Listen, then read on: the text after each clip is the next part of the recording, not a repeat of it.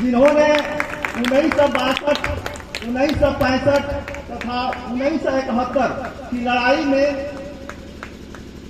दमदार अपने को ओजपूर्ण तौर तरीके से इसमें भाग लिया। वे शिक्षा प्रेमी भी थे।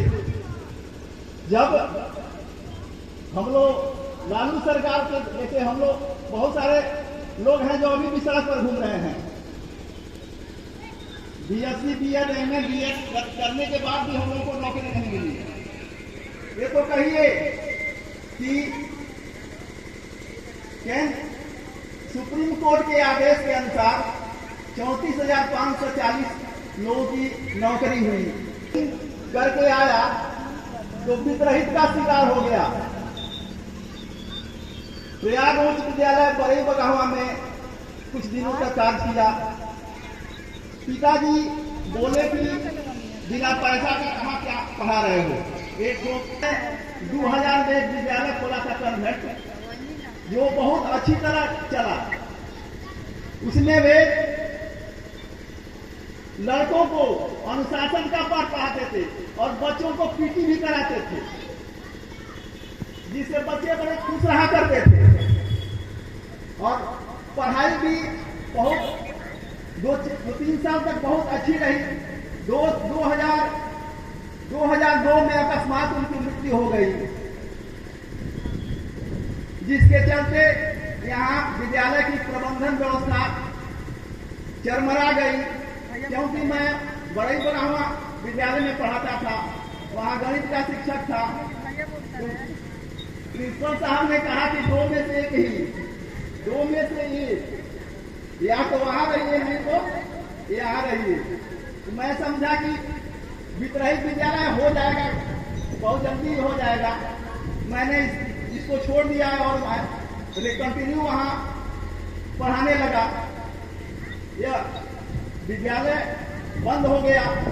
मैं सोचा कि कुछ दिन के बाद फिर मैं इसका रिग्रेट करूंगा जब ऐसी परिस्थिति आएगी। तो 34,540 में 2012 में मेरी नियुक्ति हुई। मैं यहाँ से गया, पटना गया जिले में मेरा मतलब स्थानांतरण, मेरी नियुक्ति हुई।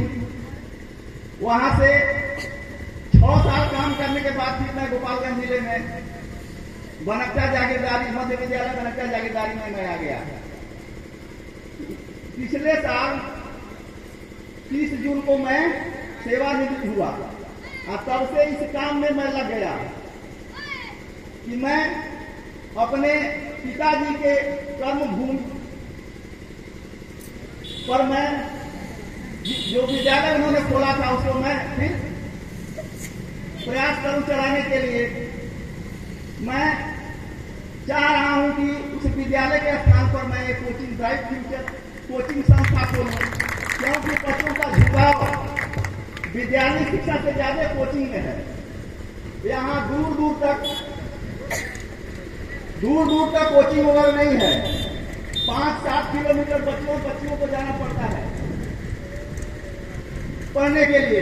मैं सोचा कि प्रशिक्षित तथा अच्छे शिक्षकों को, अपने मित्रों को यहाँ साथ लेकर मैं इस संस्था को आगे बढ़ाऊं। मैंने आप सबों को इसलिए आमंत्रित किया है कि आप लोग मुझे कुछ सुझाव दें ताकि मैं इस संस्था को आगे बढ़ाऊं। और इसके साथ साथ मैंने यह भी सोचा था कि जिस दिन इसका मतलब कि कोचिंग संस्थान का उद्घाटन होगा, मैं अपने गुरुजनों को सम्मानित करूंगा। तो मेरी यह इच्छा पूरी हुई। इसके लिए मैं आप सबों को